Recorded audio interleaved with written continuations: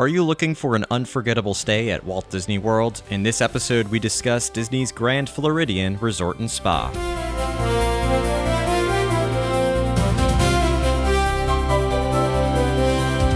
Welcome aboard Imagineering Skyway, your guided tour through the worlds of Disney and Imagineering. I'm your host, Matthew Kroll, and it's my job to explore the stories and places we love and the people who bring them to life. In today's episode, we discuss everything you need to know about Disney's Grand Floridian Resort and Spa, the flagship property at Walt Disney World. Opening in 1988, Grand Floridian became the fourth resort on property and is inspired by Victorian-style luxury vacation hotels at the start of the 20th century. With a wide range of accommodations, luxurious amenities, fine dining, and a full-service spa, this hotel is a monorail stop away from the Magic Kingdom and offers breathtaking views of Seven Seas Lagoon. Whether you're celebrating a special occasion or looking for one of the best hotels for your family vacation, Grand Floridian is worth considering for your next stay. As you fasten your seatbelt, I encourage you to take out your mobile devices and search for Imagineering Skyway on your favorite social media app. And if you're looking for ad-free episodes and bonus content, become an Imagineering Skyway pass holder at patreon.com/Imagineering Skyway. If this episode leaves you yearning for a trip to Disney or any other destination, reach out to our partners and sponsors at KMV Travel, voted the top travel agency in Orlando in 2025. To get started, visit kmvtravel.com/Skyway. As we begin our journey, please remain seated, keep your hands and arms inside the podcast at all times, and enjoy your journey aboard Imagineering Skyway.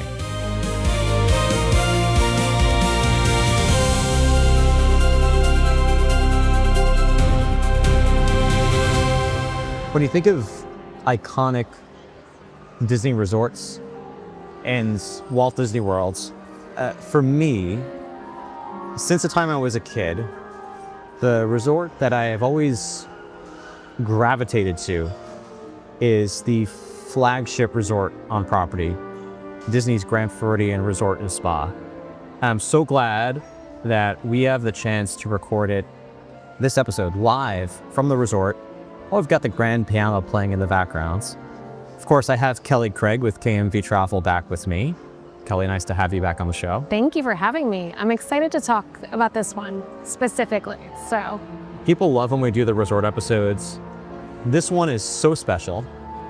We'll talk about the history a bit. We'll, of course, discuss all the reasons you should consider staying here. And I want to start by asking you a few questions. As a kid, did you come to this resort? Did you, because we both grew up in the 90s, basically, so Grand Floridian was around. And for me, my childhood memories with this property is it was always that place that my parents dreamed to stay in. And we actually did a one-night stay with a split stay just to say that we stayed at Grand Floridian. But every trip, we would come to this lobby and my parents would usually come here with us for a character breakfast at 1900 Park Fair or a character dinner at 1900 Park Fair. And we'd come back here, we'd hear back then either the Grand Floridian Society Orchestra or the piano player and just sit and reflect. And for me, it was always that push to dream and aspire to stay at a place like this. So it was very meaningful and personal for me when 3 years ago, we bought into Disney Vacation Club with that 1-year window that Grand Floridian reopens with the Big Pine Key addition to the condominium association. And having this as a home resort is now literally that realization of what my parents always dreamed of doing and what I as a kid dreamed of doing. So I know that's a very personal touch for this episode, but like Kelly, growing up, did your family come here? Did you ever stay here? Did you pass through on the monorail? What were your memories of this property? Yeah, so this was not one that we stayed at when we were younger. We were Old Key West DVC members. Yep. So that was our home resort. But this was one of those we would come and we would spend an afternoon just sitting in the lobby, listening to the music, exactly like you're saying. We would go and walk around the stores that were here, do pin trading, of course. And it was kind of the aspirational. You know, at some point I want to stay here. And, you know, I have had the chance to stay here a couple times, and I'm glad to say it has met expectations. But it's a beautiful resort, and I think it's one that's perfect for coming through, you know, on the monorail, exactly like you're saying, doing, you know, the stops on the monorail and just coming, getting a drink at the perch or a cup of tea somewhere, and just kind of taking in the atmosphere. Yeah, it's a wonderful place. So let's start with some rapid fire questions, because that's always a fun place to start. Boats, monorail, or walkway to Magic Kingdom? I am going to say the walkway, and I think I always say this when we talk about this. Whenever we have the ability to walk. Yeah, I don't have a lot of patience. I think that's the problem. I'm also walkway, but if it's, you know, the middle of the afternoon in July, I'm going to say monorail will be my way to go. Citricos or Narcoossee's? I love Citricos for the Mary Poppins elements that are there, and the menu I think is one of the best on property. I'm the same. I think the Citricos menu is great. I've been to both within the last few years, and Citricos is my favorite of the two. Spa day or pool day? Spa day. If anyone has seen me, I am very fair-skinned. We talked about this in the Alani episode, yeah. We're back at the spa. So back at the spa, for sure. I'll agree again. And last one, Enchanted Rose or the Perch? Oh, Enchanted Rose, just because the Perch doesn't have a full bar. Yep. So I do like all the options you have at the Enchanted Rose. And I like the Beauty and the Beast theme of Enchanted Rose. We have 4 of the same answers. I completely agree. 4 for 4. Yeah. So let's first, as always, talk a little bit about the history of this resort, because in doing research for this hotel, I learned a thing or two. So first of all, one thing I did know, it opened on June 28th, 1988 as Grand Floridian Beach Resort. It did have a beach. It still has a beach, but the beach was a little more incorporated into the resort back then. What I didn't know is that it was the 4th resort to open at Walt Disney World, because I always thought it opened in 1988. The other 3 resorts, Contemporary, Polynesian, and Fort Wilderness, opened in 1971. There's got to be something else that opened in between. But no, this was the 4th resort. I thought maybe Caribbean Beach was the next one, but that is the 5th. It opened 4 months later in 1988. It is still considered the flagship resort at Walt Disney World. It blends Victorian design with modern, luxurious amenities. And it was designed by Disney, co-designed by Disney and architect firm Wimberley, Wissenand, Allison, Tong and Gu. Very hard name to say, very long name. And, you know, I've shared in social media before that the original resorts, this being the 4th one, are loosely tied to Magic Kingdom lands. So Polynesian, as we discussed in that episode, is a tie to Adventureland. Contemporary is a tie to Tomorrowland. Fort Wilderness is, of course, Frontierland. This is loosely tied to Main Street USA. It does have similar architecture if you think about the Crystal Palace in particular. It also has, as you're listening to the music, that ragtime music that's playing throughout the resort, which is a hearkening back to the turn of the century, going from the 19th to the 20th century, same time period as Main Street USA. And the resort's design was inspired by the architecture of real places. 3 that are worth mentioning are the Mount Washington Resort, which opened in New Hampshire in 1902. Second is the Hotel del Coronado, which opened in Coronado, California, near San Diego in 1888. And the third is the Bellevue Biltmore Resort and Spa, which opened in Bel Air, Florida in 1897. Unfortunately, that resort is no longer around. But it all ties into that turn of the century, luxurious resort. Also thinking a bit about Floridian influences, Victorian influences, beach resort influences. But wait, there's more. In 2013, October 23rd, 2013, they opened a new building, the Villas at Disney's Grand Floridian. And then as part of a renovated Big Pine Key building in 2002, those became the resort studios, as I mentioned, for Disney Vacation Club. The rooms are themed to Mary Poppins and Mary Poppins Returns. And a couple of fun facts. The Beach Boys recorded the music video for Kokomo on the hotel's beach, very Caribbean. And the 2 large chandeliers in the lobby, which are gorgeous, they are 16 feet tall, 14 feet wide at the base. Each weighs approximately 1 ton. Oh my gosh. And has 44 candelabras. And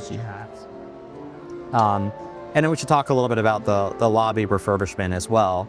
You know, I think a lot of Disney fans were worried about the 2025 refurbishments. We're sitting in it now. I think if you put any casual Disney fan in here, other than the perch, I don't know if they would notice anything different. I agree with you. I think there was some, I'll be honest, there was definitely mine because like we said, as nostalgic as this is for us, you know, this was places we would come when we were younger, but really the biggest changes are exactly the perch and then probably over where you do check-in, that area, which I think honestly looks gorgeous if you look at the background that they have. And I would say too, if listeners, if you have a chance to listen to this while you're sitting here, it is very cool to kind of look at all the different elements and see, you know, think about what it was like when you were here when you were younger and then kind of look at it in a different way. It's important to keep everything updated. I mean, if you look at the original rooms for Grand Floridian when it opened in 1988, I don't think you'd want to stay in those rooms anymore. As groundbreaking as they were to have TVs in the rooms in 1988, that was a big deal and a big reason to stay at Grand Floridian, all the modern luxurious amenities. But before we, you know, get into the meat of the conversation to talk a little bit more about the 2025 lobby refurbishment. So the refurbished look was meant to maintain the resort's Victorian charm while also incorporating its Floridian heritage and its inspiration from the golden age of travel. There are updated stained glass skylights, but there are still stained glass skylights here. There's more detailed woodwork, there's new furnishings, there's new murals and wallpaper. And the Impressionist mural above the grand staircase depicts what the resort might have looked like at the turn of the century, framed by royal and sable palms, which are Florida state tree. The new carpets are inspired by the Victorian language of the flowers, celebrating hospitality, joy, and grace through florals native to Florida's subtropical landscape. And if you look closely, you can see some nods woven into the pattern, like an orange blossom, which is Florida's state flower and a symbol of prosperity. There's palms, there's moonstones, which is Florida's state gemstone, and some hidden Mickeys tucked away among more than the 200 individual blossoms. And then the perch replaced what was, and it was inspired by, the original bird cage that was featured in the resort.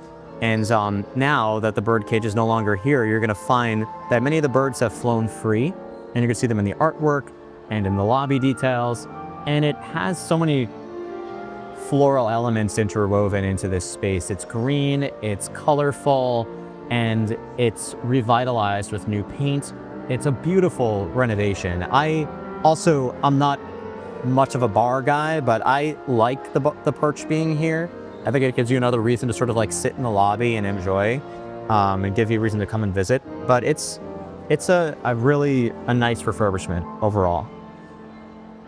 So, what do you love most about this property? Oh gosh, that's like who's my favorite child? We've given 10 minutes of reasons so far, but. You know, I think there is a lot of the elements of this feels very Disney. And I think that's probably an answer I would give for the 3 resorts that are on the monorail line. But they do feel very emblematically Disney. I think here what I love so much is that it does truly feel like a resort stay. Even though I'm literally steps from Magic Kingdom, I could stay here for 5 nights and probably never really need to leave here because of the number of different restaurants that are here, the different pools that I have access to, the spa, just the number of amenities. And it definitely is that upgraded feel, which is, you walk in here and you're like, all right, I'm ready to be taken care of and go on that vacation.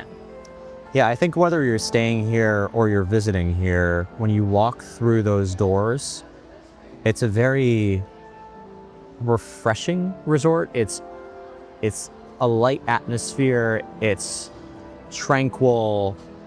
It feels luxurious. It is luxurious. And it's a monorail stop away from Magic Kingdom. Comparing it to Contemporary, which is classic and iconic, it feels so connected to Magic Kingdom Park. It's right there. When the fireworks go off at night, even if you're in your room, you're like, what was that? Like it's so close to the magic, which has all the perks of being so close. This is close enough and still feels removed. It's across the lagoon. It's that tranquil escape from Magic Kingdom on Seven Seas Lagoon. So I've always loved it here. Now I've heard from some Disney fans that, and this is mostly in social media, but I've heard it from other people just expressing it to me, that the resort can sometimes feel almost pretentious. Like it's, there's those memes of the Grand Floridian guests just like looking down on the commoners visiting the resort. Yeah.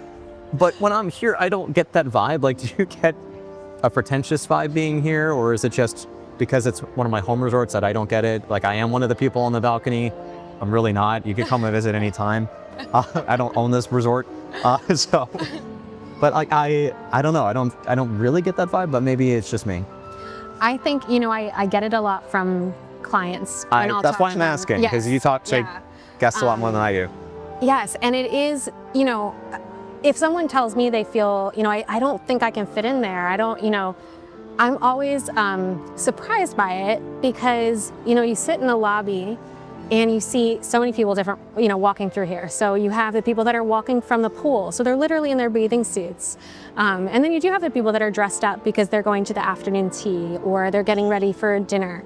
But it's really, in the end, it's the same, it's a hotel room. Yeah. There are additional amenities, but I would say give it a chance to people that feel that way. And it's okay too. It's not for every person.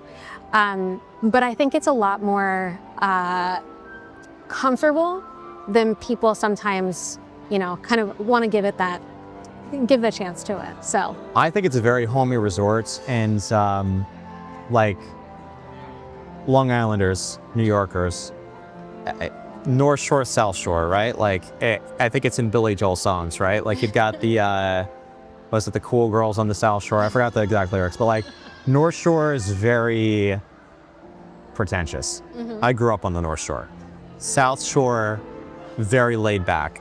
We do not fit in on the North Shore of all. Like anytime we go eat out to eat on the North Shore, unless it's like a hidden gem, like we feel looked at. Just like it's just not our vibe. I've never felt that way here. Like it's very family friendly. There's families of all different ages and all different backgrounds, and it's not just the upper class, that's staying here. Definitely. So I felt it worth discussing because I do hear it a lot, and I've just never personally felt that way being here. Even when we did not stay here as kids, when I was a kid, I never felt like I was looked down on when I was there. It was just a nice place to come and visit. Yeah, it's still Disney. Different price point, different so it's price very point. understandable. It's not all-star. Yeah. It's certainly, you're not going to get the same rates here. Yes. But everything has its place. Yes, and that's exactly. what I love about Disney, is so many options. Exactly. Okay, so let's go through some of the details of this property. This is probably the longest question. Room options at Grand Floridian. I think, and you would know better than I do, but I think this property has more types of rooms than any other resorts. Maybe a couple of other deluxe resorts might meet it, but between the Disney Vacation Club, Resort Studios, Deluxe Studios, 1, 2-bedroom, 3-bedroom villas, the different view options that you have here, the different room sizes, and then even there's like a standard room, a deluxe club level room, a deluxe king room. Like there's so many different levels of it. And then some of those more deluxe rooms, which I'd love to stay in someday, a lot of them are different shapes and sizes, and they're not just the cookie cutter, every room looks the same. But what are the different room options that are available here? Yeah, it is.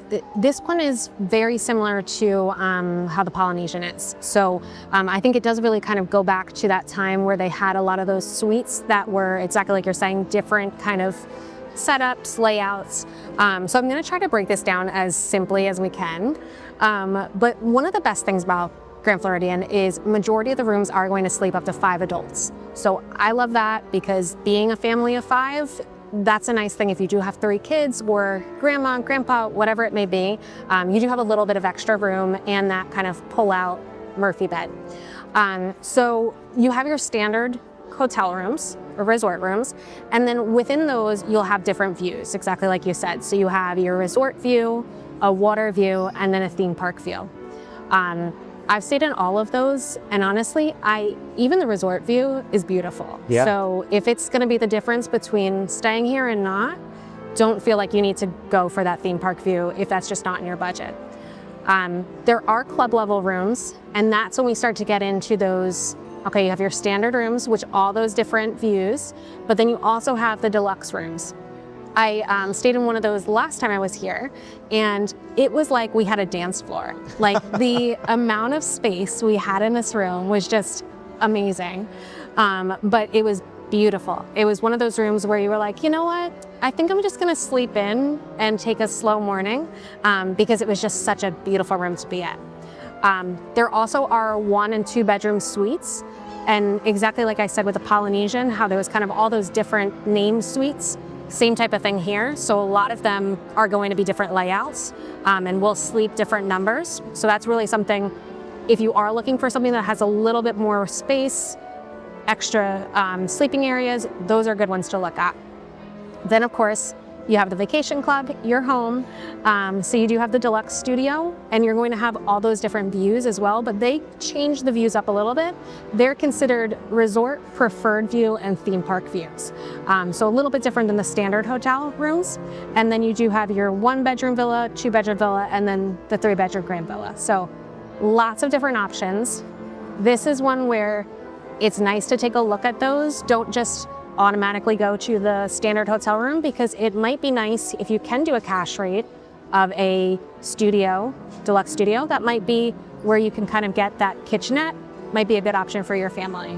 Yeah, there really is so much to pick from. Even those villas, like you said, deluxe studios and resort studios, not the same. The resort studios are bigger, and you have 2 queen beds and a day bed, and a kitchenette that has a beverage cooler, and then 1 traditional bathroom. The deluxe studios are going to sacrifice space a little bit. They're slightly smaller rooms. Still, they're deluxe level rooms, so they're still very large, and those can sleep 5 as well. But you have a queen bed, the pull-down Murphy bed, and then the pull-down single bed that comes out of the dresser. But then it has a split bathroom, which is great. Riviera has that too. So you can have, there's 2 showers, so you can have 2 people getting ready in the morning and have that split between the 2 of them. And then the traditional kitchenette with the microwave, toaster, and mini fridge as opposed to beverage cooler. So if those things are important to you, then you can, again, choose that over in the Disney Vacation Club building as opposed to the Big Pine Key building. So either way, so many different room options while you're here. There are so many different ways to go. Let's talk about recreation next. There's a lot of recreation here. There was more when it was Grand Floridian Beach Resort because there was the beach component to it. Now there's not as much. There's still boating recreation that you can enjoy. But this is one of those properties that, in addition to the activities you can enjoy on the resort that are scheduled throughout the day, there's the Grand Floridian Spa, right? Like there's so much recreation on this property. So walk us through what you could do here for recreation and enjoyment. Yeah, so similar to what we get at every Disney resort, you are going to have your pools, but these pools are going to be a little bit more upgraded. You're going to have a slide. There at the beach pool, you do have a kids splash pad, which is one of the coolest splash pads. The Mad Hatter. Yeah. Yeah. Oh my gosh, so cool. And what I love about this one too is the setup of it. It is very easy for parents to get a seat right around there. So keep an eye on the kids while they're enjoying.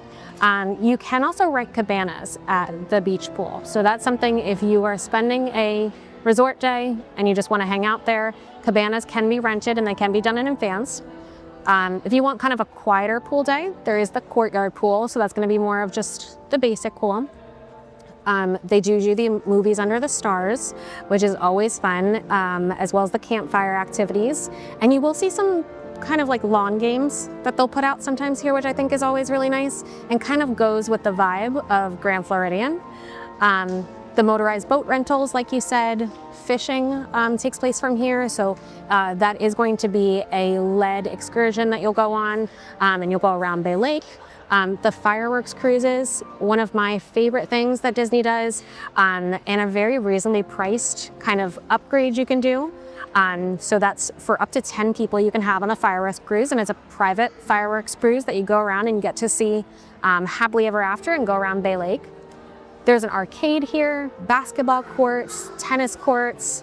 You have the health club, the spa, like you said, and the spa is I really feel like I'm a connoisseur of Florida spas now, and I've been, trying. And this is one of my favorites because the relaxation room is beautiful. You get access to that throughout the entire day when you go there for the spa. They do also have a salon, nail salon, hair salon. So really a nice kind of, if you're here, you're celebrating a honeymoon anniversary or just want to treat yourself, it's a nice option. And then the electrical water pageant will come past here, so that's always fun to do at night. You can watch the fireworks right from the dock. And then one of the cool things that I love to tell families about is the Disney Photo Pass Studio that's up on the second floor here. It's open from 9 a.m. to 8 p.m. if you have Memory Maker or it's part of your annual pass. Obviously, those are going to be included in your downloads that you can get, but it's a nice little setup where you can get some really nice pictures, especially if little ones, if they just did Bibbidi Boppidi Boutique, this is a nice place to come to get those pictures taken. I really want Bibbidi Boppidi Boutique to reopen at Grand Floridian because it's right here and it's just so perfect. Hopefully, Disney, if you're listening, let's reopen that sometime soon. I know you've got it in Magic Kingdom, but it's a different vibe being in the resort compared to being at the park. Let's go into dining, because this property has so much, everything from Gasparilla Island Grill and the pool bars up to Victoria and Albert's, which is it the second highest rated restaurant in the United States, behind one that's in New York City? Oh wow, I think so. I can't remember. There was something that Disney Parks put out a couple of years ago. I'm pretty sure it was the second highest rated restaurant in the United States.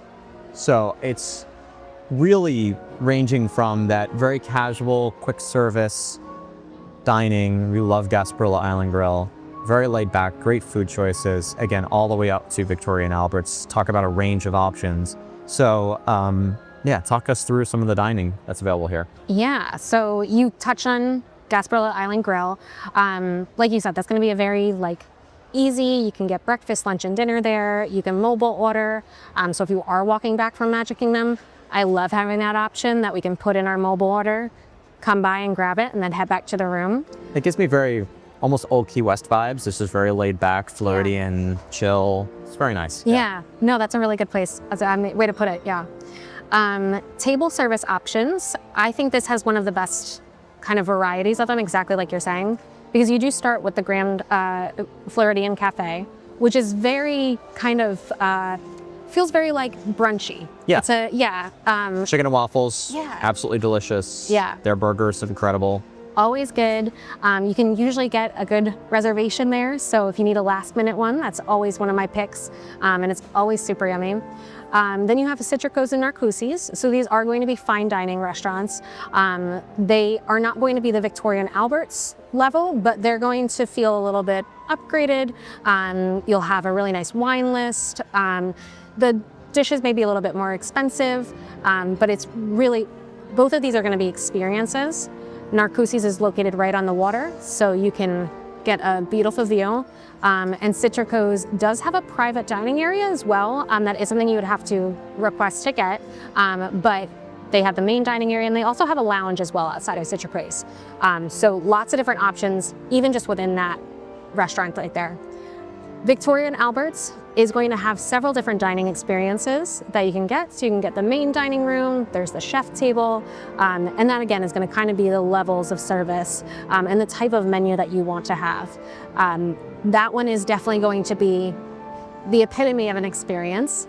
It's on my list to do. I have to do that one someday, but it's a Michelin star restaurant, so definitely one to check out.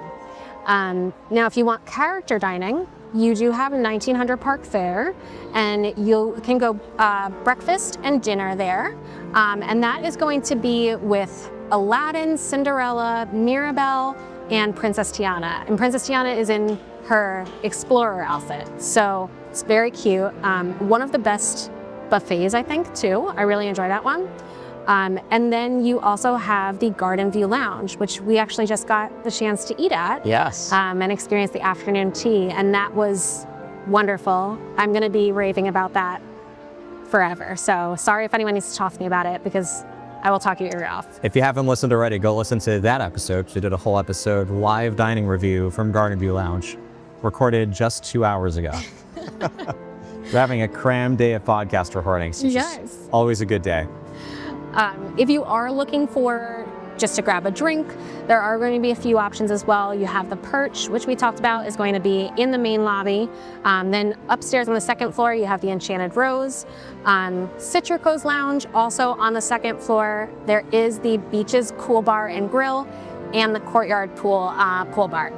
Another thing that's kind of cool about Grand Floridian, it's the only Disney resort right now that has room service. So you can do private dining, is what they call it, in room.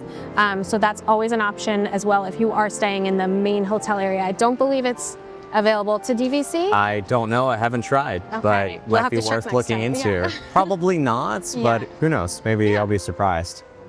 Yeah. It's amazing how many there are. And then again, you are on Seven Seas Lagoon. So you are on the monorail line. You could take the monorail to the monorail crawl over to Contemporary and Polynesian and take advantage of all the restaurants that are there. You have Magic Kingdom, as we said, on your back door. So if you're doing park day, if you have an annual pass or a park ticket for the day, you can dine at Magic Kingdom very easily from here. So there's just so much dining. You think about the number of menu items you would have here to choose from. You could easily spend a whole week and not get the same thing twice. Let's move on to shopping, because this resort has a few shops. I'm even just looking at 4. You have Sandy Cove, Gifts and Sundries. You have, I always forget the name of that one, but you have 4 that are just within the lobby here. Yeah, and I think if you were a fan of Basin, which is at Disney Springs, Basin here has, I believe it's called Basin White, but it's a special scent that they only sell here. So if you are a Basin fan, you got to check this one out. But they have the Mercantile, which is going to be like the kind of general Disney, merchandise that you normally would get. I also am blanking on the name of this one right now. It's like we're gonna look it up, but it's more high-end goods, clothing, bags. I should probably just stand up and look. It's really right there. But that's over on the main floor next to the Garden View Lounge as well. And then we also have the Sandy Cove Gifts and Sundries. So that's going to be exactly that. That's where you get any sundries that you need. There's magic bands there. So if you did come in and you need to grab your magic band, that's going to be the stop for that. But there is a lot of shopping here. And like you said with dining too, if you want, you forgot to grab that one thing in the theme park, there's going to be a bunch of the other shops around on the monorail line that you can stop at too. Yeah. And one thing you might do here as a special occasion, you might also be at Grand Floridian for a wedding, because they have the wedding pavilion at Grand Floridian. Have you attended a special event or a wedding here before? I haven't, not a wedding here. I'm trying to think. I think I peeked in on a wedding back in the days when they used to let you do that. But no, the weddings Kelly is a wedding crasher at the wedding pavilion, let it be known. Yeah, sorry guys. But it's beautiful over there, and the stained glass window looks right onto the castle. So it is like, when you're a Disney bride, that's kind of that's the pinnacle of it for sure. Yeah, if any listeners ever want to invite me to a Disney wedding, I still have not been. I have told friends, get married, who are Disney fans, get married at the wedding pavilion. No one's bit yet, so but everyone gets to choose what they want to do. Transportation. We alluded to it before. You could walk to Magic Kingdom. You could take the monorail to Magic Kingdom. Take the monorail to Epcot. boats go to Magic Kingdom, the other resorts that are on Seven Seas Lagoon and Bay Lake, and then you've got buses to Animal Kingdom, Hollywood Studios, and to Disney Springs. So I feel like when it comes to the transportation, you've got a nice little mix of everything as you get to sample from here. Everything but the Skyliner. Yep. That's fine by you, right? Yeah, it's fine by me. It's one of the reasons I love staying here. They're not shoehorning me onto the Skyliner. I could get to the parks without it. On a resort day, how would you spend a resort day here?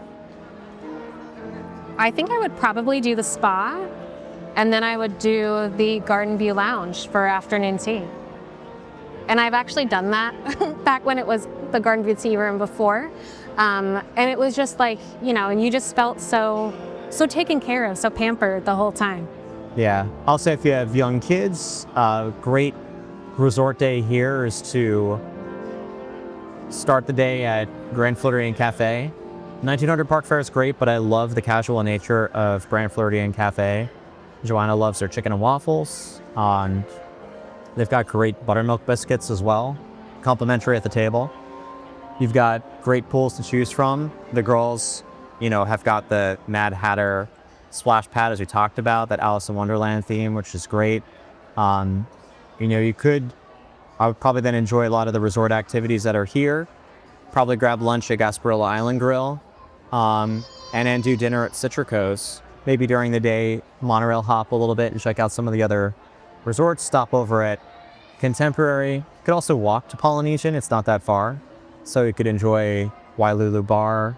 You could just hang out on the property there. And then cap off the night with the electrical water pageant and looking across the lagoon at Happily Ever After. Like you can enjoy a really pleasant, laid back, magical, because it's connected to Magic Kingdom, resort day here and have a great time. So a couple of final questions to complete our guide to Grand Floridian. We've given a lot of an overview of the history and the room options, and we talked about how this property really can be for anybody. Why should someone choose to stay here? Who's the perfect family for a vacation at Grand Floridian? There's a lot of different families that I can say just from my experience wind up staying here and loving it. And also a lot of different times where I'll be speaking to a family and very diverse in what we're talking about. And I'll recommend Grand Floridian to them. I think if you have a celebration, if you're a big Disney person or, whatever it may be, you just want something that's gonna be a little bit upgraded for your stay. This is a great place to do that. Families, of course, that want proximity to Magic Kingdom, as well as to Epcot. I think being on the monorail for Epcot is so nice, especially if you do have strollers or, you're taking little ones back that you gotta carry over. But the fact that you can walk to the Magic Kingdom, you can take the boat, you also can take the monorail. Having so many options makes it a lot easier because you're not having everyone load into a bus coming from that resort. A family that's looking for club level access, I'm trying to become a club level connoisseur here, so I'm doing my research, but this one I really loved. It's in the main building, so you get to hear the music during the day. It's just very nicely located in terms of getting to the monorail, and then of course the service level that you get at club level is always excellent. But then I also think it's great for families that want to do a split stay. I'll have a lot of families that will come and talk to me and they'll say, my dream is to stay at Grand Floridian, but I'll never be able to do it. And they're doing a 7-night vacation. So what we look at is, well, can we maybe do 2 nights at the Grand? And then we'll do 5 nights somewhere else. Or even you're staying for 4 nights. Let's see if we can split that. And even just do a 1-night stay here, and maybe you do that resort day where, exactly like we were talking about, you take advantage of the amenities that are here and really just kind of enjoy the atmosphere. And we've talked about this before, but if you are doing a split stay, please save the better resort for second, because it's very hard going from the better resort or the more special resort, we'll say, to the typical resort you might stay at. I've made that mistake before many times. Ends with the best one. It's always It's hard. Maybe it makes it harder to leave at the end of the trip, but it's hard to leave either way. Kelly, we'll help you become a club level connoisseur. You'll get to all of them. Yeah. Invite me. I'd love to join. Research. For someone who is deciding to stay here, what advice would you offer for them to make the most of their stay at Grand Floridian? So I talked about it before with the views, and I do think that this is one of those, any of the resorts that are going to be near a theme park, I always do want to discuss with my clients about the view more than maybe some other resorts, just because having that theme park view, that might be what you're imagining when you're saying, I'm gonna stay at Grand Floridian. And then if we book a resort view, you get here and expectations are not met. So I do think thinking about what is the experience you really want to have here. Is it that you are staying here for the proximity and really the room is not going to be as big of a deal? You just want to be as close to Magic Kingdom as you can? Or is it that you're looking to take advantage of the atmosphere of Grand Floridian, the amenities? You want to be able to sit out on your balcony and watch the fireworks. Then maybe you do want to budget for a theme park view. I would also think about, is club level access something that you're interested in? If it's an option, it's always something to look at. I know sometimes people will say, well, I can't afford club level. Look at it, because sometimes there are really great promotions that you say, okay, you know what? I'm gonna get like all my breakfast and my lunch here, and it's actually gonna make sense for me. So don't completely kind of discount that when you are looking for things. But we can always also request different buildings. So if you're going to want to spend a lot of time at the courtyard pool, maybe you want to try, we can request that. It's never guaranteed, but it is something to think about, is what is it that really is going to be, the priority of your stay? And does it matter where we have the room? Because we can place that request on the reservation. Yeah, all great advice. Is there anything we missed? Anything about Grand Floridian that you share with clients, or you hear in terms of questions or things that most people should know if they're considering staying here? I don't know if there's anything we've missed. I will say it's a beautiful resort. If you're staying somewhere else and you haven't gotten the chance to come over here, take the monorail over. If you are here during the holidays, in the past they've had the gingerbread house, which is always beautiful to see. It'll probably come back. It was just the refurbishment for 2025 that couldn't commit to having gingerbread house here. There was lots going on, right? But I, take the time to come over, maybe get a dining reservation, or just come over to see the atmosphere. But if you're a 90s kid also, you definitely need to come here, because Uncle Jesse from Fuller House. That meme was going around recently. Yeah. But no, it's a beautiful resort. It's one that I never come here and have a bad time. Yeah.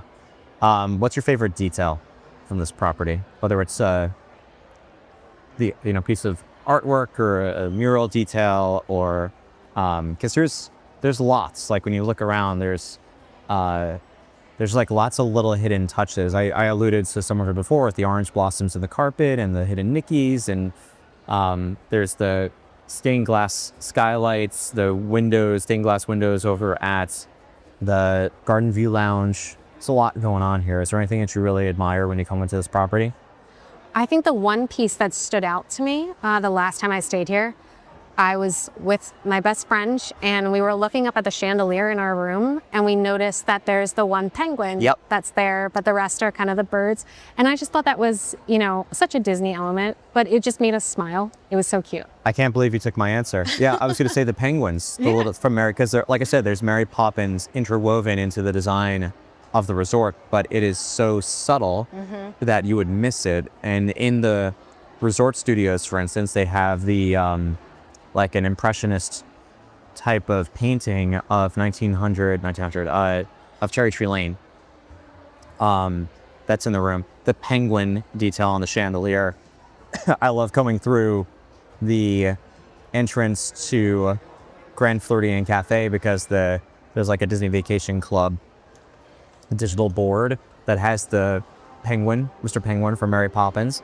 And then in the Disney Vacation Club building, they have the penguins in the central figure that's there. So in the middle of the lobby. So I love all the little penguin touches. It's just fun, especially with two young girls, to kind of point out the penguins while we're here. So You know, I thought of another one. Yeah. This is like very much, clearly my 90s childhood is showing, because the wedding pavilion, where it's the wedding pavilion, next to it is the kind of the planning building.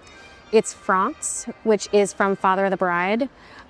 So if you're a Father of the Bride fan, you have to go see it, because again, it's just one of those things, like the details that makes you smile and laugh. So I stole your penguin one. So No, yeah, that's a good answer too. I'll let you go first. We can have the same. We had the same answers before too with our rapid fire. Anyway, well, if anyone, as we've said, there's a lot to pick from, a lot of advice that you can offer. You want to make sure that, especially for a Grand Floridian stay, you get it just right. So we've talked about this every other resort episode so far, but Kelly, where can people go to connect with you, to reach out to you, to work with your team? Yeah, so best place to go is to kmvtravel.com/skyway, because then I will know that they came through the podcast. And we talked about this at lunch, and I love talking to my Imagination Skyway friends. We get to just kind of geek out about Disney, which is always fun. But if you'd like to connect on social media, I am at Kelly's Magical Vacations, and then at KMV Travel Co., both on Instagram, and we are also on YouTube and Facebook, TikTok, so you can basically find us everywhere. I love it. Well, Kelly, thanks as always for joining me.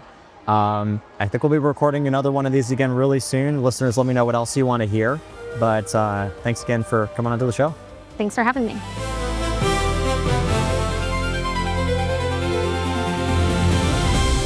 Welcome back to Imagination Central. Before you exit this episode, remember to follow Imagination Skyway on social media and share the show with anyone who might enjoy listening to our program. By the way, if you're enjoying this new theme song, special thanks to Anthony Santanastasso. He's our friend. He is on episode 42, where we talked about the best area music at Walt Disney World, and he wrote this incredible theme song. So if you're looking for a similar theme song, reach out to me. I'll connect you with Anthony. He did an incredible job. Thank you again, Anthony. If you're looking for ad-free episodes and bonus content, become an Imagination Skyway pass holder at patreon.com/Imagination Skyway. Remember that when you're ready to book your next vacation, you can get rewarded for booking a trip to Disney in 2026 through KMV Travel, voted the top travel agency in Orlando in 2025. You just head to kmvtravel.com/Skyway, fill out the form, and select Imagination Skyway under the How Did You Hear About Us question to be eligible for that special gift from the team. Terms and conditions apply. As you disembark, please remember to remain fully seated until the podcast comes to a complete stop, then gather your belongings and watch your head and step as you exit. Thank you for joining me aboard Imagination Skyway, and remember, if we can dream it, we can do it.